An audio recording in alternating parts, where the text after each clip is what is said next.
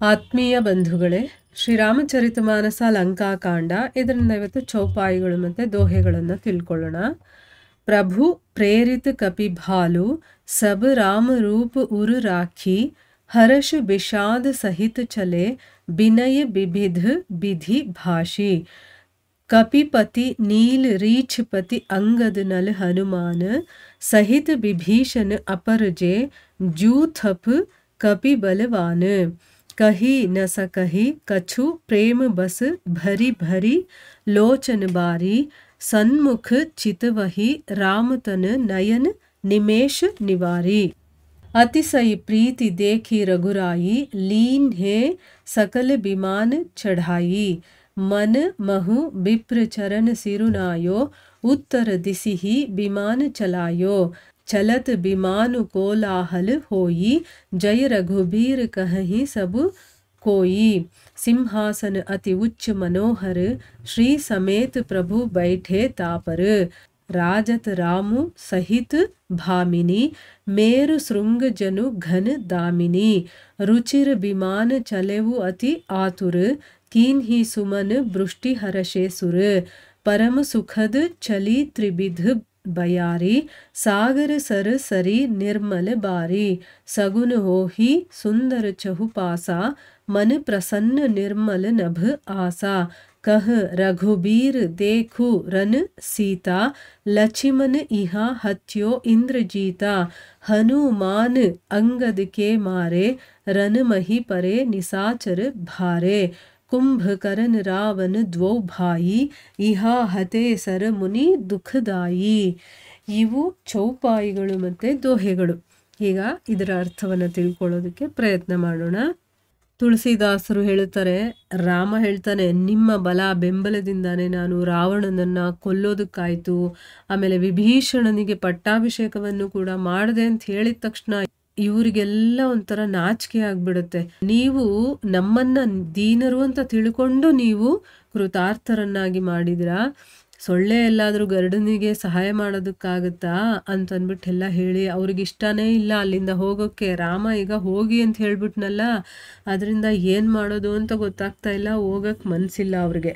ಆದರೆ ಈಗ ಪ್ರಭುವಿನ ಅಪ್ಪಣೆಯನ್ನು ಶಿರಸಾವಹಿಸಿ, ಅಂದರೆ ಅವನು ಹೇಳ್ದಾಗ ಕೇಳಬೇಕಲ್ವ, ಈಗ ಅದಕ್ಕೋಸ್ಕರ ಭಲ್ಲೂಕವಾನರರು ಶ್ರೀರಾಮನ ರೂಪವನ್ನು ತಮ್ಮ ಹೃದಯದಲ್ಲಿ ಇಟ್ಕೊಂಡು ಅನೇಕ ರೀತಿಯಿಂದ ಪ್ರಾರ್ಥಿಸಿ ತುಂಬ ಸಂತೋಷನೂ ಆಗ್ತಾ ಇದೆ, ವಿಷಾದನೂ ಆಗ್ತಾ ಇದೆ ಅವರಿಗೆ. ಆ ರೀತಿ ತಮ್ಮ ತಮ್ಮ ಮನೆಗೆ ಅವರು ವಾಪಸ್ ಹೋಗ್ತಾರೆ. ವಾನರ ರಾಜ ಸುಗ್ರೀವ, ನಳ, ನೀಲ, ಭಲ್ಲೂಕ ರಾಜ, ಜಾಂಬವಂತ, ಅಂಗದ, ಹನುಮಂತ, ವಿಭೀಷಣ ಮುಂತಾದ ಮಹಾಬಲಶಾಲಿಗಳಾದಂಥ ಇನ್ನು ಬೇಕಾದಷ್ಟು ಸೇನಾಪತಿಗಳು ಏನನ್ನು ಮಾತಾಡೋದಕ್ಕಾಗದೆ ಸುಮ್ಮನೆ ನಿಂತಿದ್ದಾರೆ. ಈ ಚಿಕ್ಕ ಪುಟ್ಟ ಎಲ್ಲ ವಾನರರು ಹೊರಟೋದ್ರು. ಇವರೆಲ್ಲ ಮಹಾಬಲಶಾಲಿಗಳು ಸುಮ್ಮನೆ ನಿಂತಿದ್ದಾರೆ.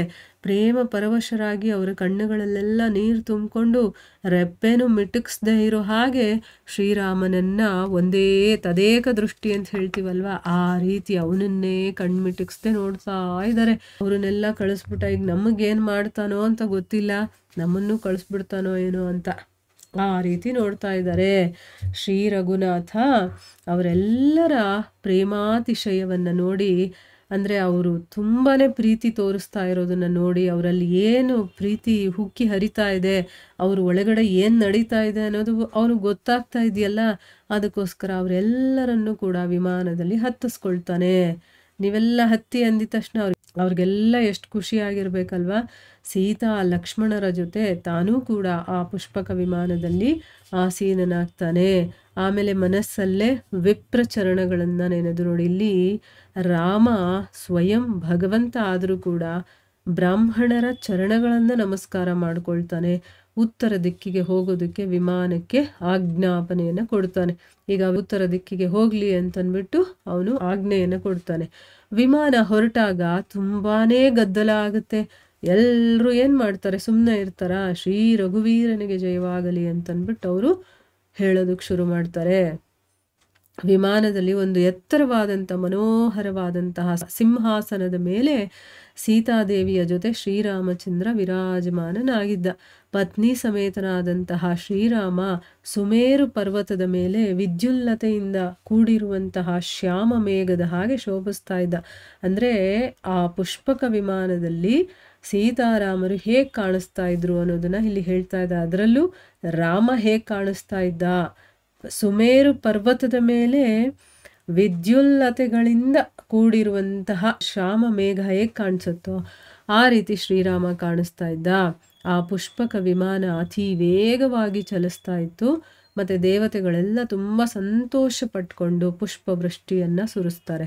ಪರಮ ಸುಖದಾಯಕವಾದಂತಹ ಶೀತಲ ಮಂದ ಸುಗಂಧಿತ ಗಾಳಿ ಬೀಸೋದಕ್ಕೆ ಶುರುವಾಗುತ್ತೆ. ನೋಡಿ, ಗಾಳಿ ಹೇಗಿರಬೇಕು ಅಂತಂದರೆ ಶೀತಲವಾಗಿರಬೇಕು, ತುಂಬ ಥಂಡಿಯಾಗಿರಬಾರ್ದು, ತುಂಬ ಬಿಸಿನೂ ಇರಬಾರ್ದು. ಅದನ್ನು ಶೀತಲ ಅಂತ ಹೇಳ್ತಾರೆ. ಮತ್ತು ಮಂದವಾಗಿರಬೇಕು, ಅಂದರೆ ತುಂಬ ಫಾಸ್ಟಾಗೂ ಇರಬಾರ್ದು, ಅದು ಒಂಥರ ಸ್ಲೋವಾಗಿ ಬೀಳಿಸ್ತಾ ಇರಬೇಕು, ಮಂದಗತಿಯಲ್ಲಿ ಅಂತ ಹೇಳ್ತೀವಲ್ವ ಆ ರೀತಿ. ಮತ್ತು ಆ ಗಾಳಿಯಲ್ಲಿ ಸುಗಂಧಭರಿತವಾದಂತಹ ಒಂದು ಗಾಳಿಯಾಗಿರಬೇಕು. ಹೂವಿನ ಒಂದು ಗಂಧ ಬರುತ್ತೆ ಅಥವಾ ಗಂಧದ ಗಂಧ ಬರುತ್ತೆ, ಆ ರೀತಿ ಒಂದು ಸುಗಂಧವಾದಂತಹ ಒಂದು ಗಾಳಿ ಬೀಸೋದಕ್ಕೆ ಶುರುವಾಗುತ್ತೆ. ಸಾಗರ ಸರೋವರ ನದಿಗಳ ನೀರೆಲ್ಲ ನಿರ್ಮಲವಾಗಿಬಿಡುತ್ತೆ. ಎಲ್ಲೆಲ್ಲೂ ಕೂಡ ಶುಭ ಶಕುನಗಳಾಗುತ್ತೆ. ಎಲ್ಲರ ಮನಸ್ಸು ಕೂಡ ಪ್ರಶಾಂತವಾಗುತ್ತೆ. ನೋಡಿ, ಈ ಹೃದಯ ಅಯೋಧ್ಯೆ ಅಂದರೆ ಭಗವಂತ ನಮ್ಮ ಹೃದಯದ ಒಳಗಡೆ ಬರ್ತಾನೆ, ನಮ್ಮ ಹೃದಯದಲ್ಲಿ ಕಾಣಿಸ್ಕೊಳ್ತಾನೆ. ಇನ್ನೇನು ಸೀತಾ ಸಮೇತನಾಗಿ ಅಂದಾಗ ನಮ್ಮ ಹೃದಯ ಅನ್ನೋದು ಹೇಗಿರಬೇಕು ಅನ್ನೋದು ಈ ಒಂದು ಕಲ್ಪನೆ ಮಾಡ್ಕೋಬೇಕು ನಾವು. ನಮ್ಮ ಹೃದಯ ತುಂಬ ಶಾಂತವಾಗಿರಬೇಕು, ಮತ್ತು ಅಲ್ಲಿ ಶೀತಲತೆ ಇರಬೇಕು, ಮತ್ತು ಒಳಗಡೆಯಿಂದ ಸುಗಂಧವಾಗಿರುವಂಥ ವಿಚಾರಗಳೇ ಇರಬೇಕು. ಮತ್ತು ಹೇಗೆ ಸಾಗರ ಸರೋವರ ನದಿ ಅದರ ನೀರೆಲ್ಲ ಹೇಗೆ ತಿಳಿಯಾಗಿರುತ್ತೋ ನಮ್ಮ ಮನಸ್ಸು ಹಾಗೆ ತಿಳಿಯಾಗಿರಬೇಕು. ಎಲ್ಲೇ ಹೋದರೂ ಯಾರ ಹತ್ರ ಆದರೂ ಮಾತಾಡಲಿ, ಏನೇ ಮಾಡ್ತಾ ಇರಲಿ, ಎಲ್ಲ ನಮಗೆ ಒಳಿತೇ ಕಾಣಿಸ್ಬೇಕೇ ಹೊರತು ಕೆಟ್ಟದ್ದು ಈ ನೆಗೆಟಿವಿಟಿ ಅನ್ನೋದು ಯಾವುದು ಕಾಣಿಸ್ಬಾರ್ದು.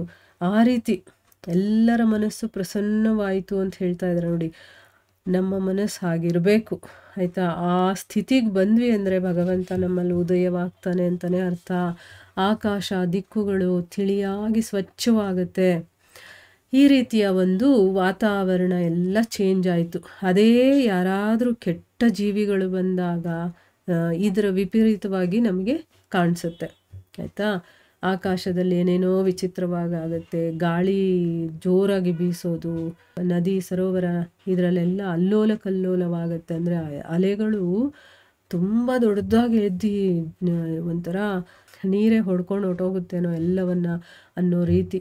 ಈಗ ನಾವು ಸುನಾಮಿ ಅಂತ ಹೇಳ್ತೀವಲ್ವ, ಆ ರೀತಿಯೆಲ್ಲ ಆಗೋದು, ಪ್ರಾಣಿಗಳೆಲ್ಲ ಕಿರುಚ್ಕೊಳ್ಳೋದು, ಆಮೇಲೆ ಬರೀ ಅಪಶಕುನಗಳಾಗೋದು, ಇದೆಲ್ಲ ಆಗುತ್ತೆ. ಮನಸ್ಸು ಒಂಥರ ಹಿಂಸೆನಲ್ಲಿರೋದು, ಈ ಥರ ಎಲ್ಲ ಆಗುತ್ತೆ. ಸೊ ಈ ರೀತಿ ಒಂದು ಒಳ್ಳೆಯದು ಒಂದು ಕೆಟ್ಟದ್ದು ಅನ್ನೋದಿರುತ್ತಲ್ಲ, ಈ ರೀತಿ ಭಗವಂತ ಬಂದಾಗ ಎಲ್ಲ ಕಡೆನೂ ಪ್ರಶಾಂತತೆ ಇರುತ್ತೆ, ಸಮಾಧಾನವಾಗಿರುತ್ತೆ, ಮನಸ್ಸು ತಿಳಿಯಾಗಿರುತ್ತೆ. ಯಾವುದೇ ಒಂದು ಕೆಟ್ಟ ಆಲೋಚನೆಗಳು, ಕೆಟ್ಟ ಒಂದು ನೋಟಗಳು ಅಥವಾ ಕೆಟ್ಟ ವಿಷಯಗಳು ಯಾವುದಕ್ಕೂ ಅಲ್ಲಿ ಜಾಗ ಇರೋದಿಲ್ಲ. ಎಲ್ಲ ಒಳ್ಳೆಯದೇ ಆಗ್ತಾ ಇರುತ್ತೆ. ಆ ರೀತಿ ಮನಸ್ಸು ಪ್ರಸನ್ನವಾಗಿತ್ತು. ಆಕಾಶ ದಿಕ್ಕುಗಳೆಲ್ಲ ಸ್ವಚ್ಛವಾಗಿದ್ವು. ಶ್ರೀ ರಘುನಾಥ ಈ ರೀತಿ ಹೇಳ್ತಾನೆ, ಎಲೆ ಸೀತೆ, ಕೆಳಗೆ ಕಾಣ್ತಾ ಇರುವಂಥ ರಣಭೂಮಿಯನ್ನು ನೀನು ನೋಡು. ಇಂದ್ರನನ್ನು ಗೆದ್ದ ಮೇಲೆ ಮೇಘನಾಥನನ್ನ ಲಕ್ಷ್ಮಣ ನೋಡು ಇಲ್ಲೇ ಸಂಹಾರ ಮಾಡಿದ್ದು. ಅಂದರೆ ಲಂಕೆಯಿಂದ ಹೋಗ್ತಾ ಇದ್ದಾರಲ್ಲ, ಅವರು ಯುದ್ಧ ಮಾಡಿದಂಥ ಜಾಗದ ಮೇಲಿಂದ ಹೋಗ್ತಾ ಇದ್ದಾರೆ. ಅದಕ್ಕೋಸ್ಕರ ಅಲ್ಲಿ ಸೀತೆಗೆ ತೋರಿಸ್ತಾ ಇದ್ದಾನೆ, ಇಲ್ಲೇ ಯುದ್ಧ ಆಗಿದ್ದು. ಇಂದ್ರನನ್ನು ಗೆದ್ದ ಮೇಲೆ ಆ ಮೇಘನಾಥನನ್ನ ಲಕ್ಷ್ಮಣ ಇಲ್ಲೇ ಸಂಹಾರ ಮಾಡಿದ್ದು. ಹನುಮಂತನಿಂದ ಅಂಗದನಿಂದ ಹತರಾದಂಥ ಭಾರೀ ನಿಶಾಚರರು, ಅಂದರೆ ತುಂಬ ಬಲಶಾಲಿಗಳಾದಂಥ ರಾಕ್ಷಸರು ಈ ರಣಭೂಮಿಯಲ್ಲಿ ಮಣ್ಣು ಪಾಲಾದರು. ದೇವತೆಗಳನ್ನು ಮುನಿಗಳನ್ನು ಬಾಧಿಸ್ತಾ ಇದ್ದಂತಹ ರಾವಣ ಕುಂಭಕರ್ಣರು ಕೂಡ ಇಲ್ಲೇ ವಧೆಯಾಗಿದ್ದು ಅಂತಂದ್ಬಿಟ್ಟು ಮೇಲ್ಗಡೆಯಿಂದ ಅವನು ತೋರಿಸ್ತಾ ಇದ್ದಾನೆ ಏನೇನಾಗಿದ್ದು ಎಲ್ಲೆಲ್ಲಿ ಅಂತಂದ್ಬಿಟ್ಟು. ಸೊ ಇಲ್ಲಿಗೆ ನಾವು ನಿಲ್ಲಿಸೋಣ. ಹರೇ ಕೃಷ್ಣ.